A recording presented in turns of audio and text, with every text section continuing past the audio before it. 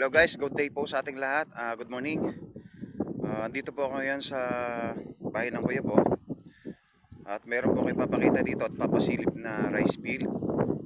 Ito po yung rice field, irrigated, income generated po siya.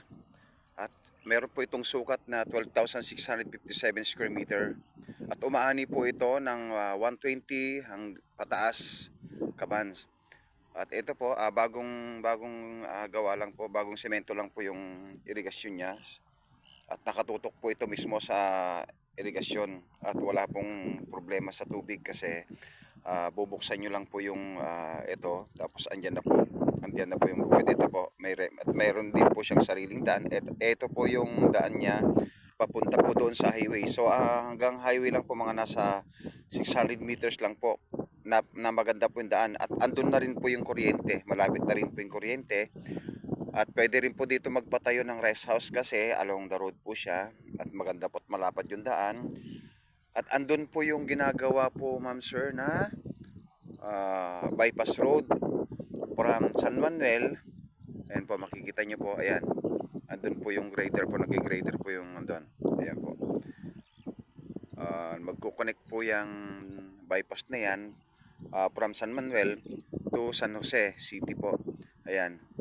Ongoing construct na po yung bypass road po natin dyan. Tapos ito po yung rice field. Meron po siyang frontage po siguro, ma'am sir, na mga nasa 50 meters po pang frontage niya. At pababa po doon. Flat po siya, hindi po binabaha.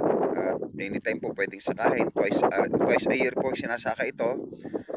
Ayan, napakaganda po. At ang kagandahan po nito, mga ma'am sir, ay clean title po.